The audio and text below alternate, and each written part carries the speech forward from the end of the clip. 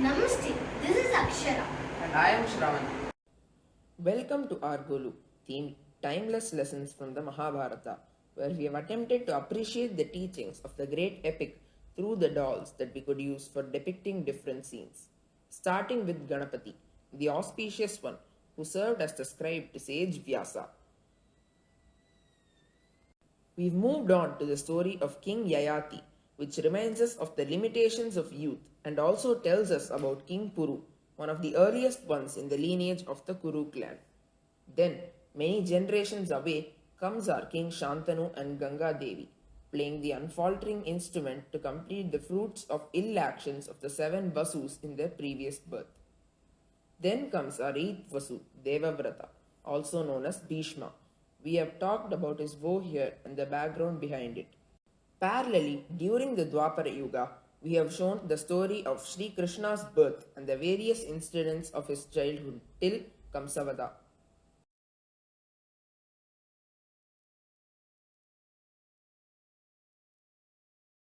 Now, getting back to the important characters from the epic, we've shown Kunti Devi's service to sage Durvasa, Karna and Parashurama, the context of why Karna had to choose to say an untruth.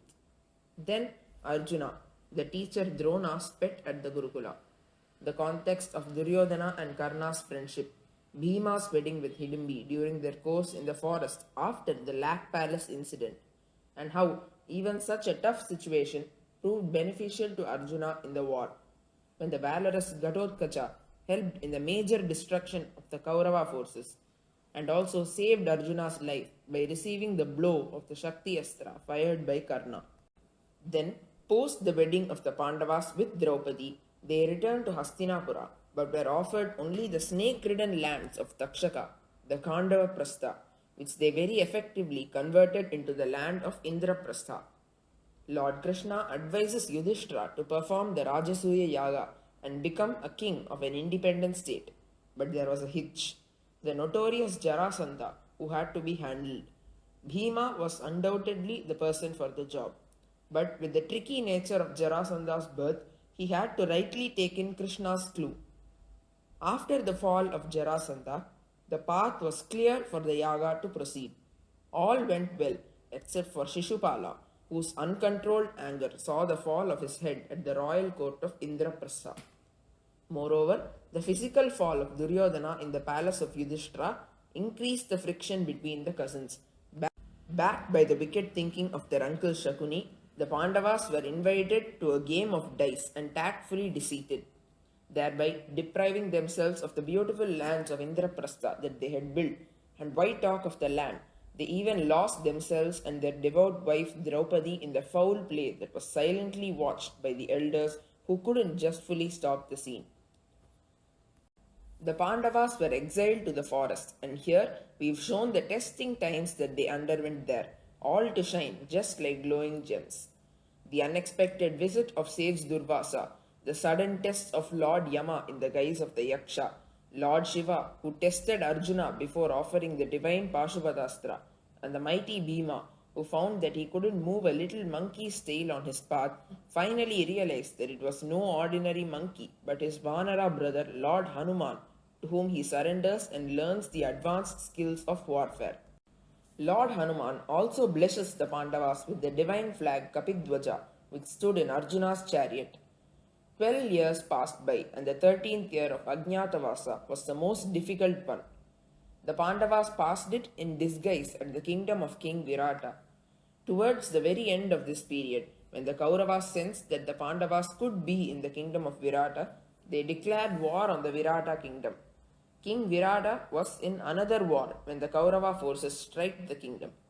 It was the last day of the war, and Arjuna, in the guise of the Enanch Brihannala, had to take a close call. He played a crucial role as the charioteer to Prince Uttara, proving how brave men stand as an example to bring forth confidence and skill to their junior admirers. The Pandavas completed their 13 years in the forest and returned to Hastinapura, but Duryodhana boldly made a statement that he wouldn't part even 5 needle points of land to the Pandavas. Lord Krishna was also sent as an envoy of peacekeeping mission, but the mission failed. Right from the beginning, the vengeance kept building and it has got to the point of an unavoidable war. The heinous crimes like the poisoning of Bhima, building a palace of inflammable materials, and trying to burn the Pandavas alive. King Dhritarashtra was blindfolded throughout these as he stood witness to these crimes, being deaf-eared to his wise brother Vidura's constant advice. Well, above it all was the Lord's master plan, whose purpose in his Krishna avatara was to re-establish Dharma. War was thus inevitable. Sides had to be chosen and allies had to be formed before the war. Arjuna chose Krishna, while Duryodhana was happy to get Krishna's large Yadava army. The war was about to begin, but just at the onset, the brave warrior Arjuna was bound by attachment, sorrow, and confusion, just like any other human being gets into the cycle of raga, shoka, and moha in different situations of life. Lord Krishna gave the holy teaching of the Bhagavad Gita in the battlefield of Kurukshetra through Arjuna for the entire world. He even shared his Vishwarupa Darshana, which is both glorious as well as gory. Glorious as we see in the different beauties of the world, and gory as it is bound by the Kala Tattva, the time principle based on the law of karma. Here we haven't shown all the instances from the war, but just the grandsire's fall, until which the ethics of war stood. Later on, Bhishma Pitamaha gave the famous teaching of the Vishnu Sahasranama for humanity. Thank you.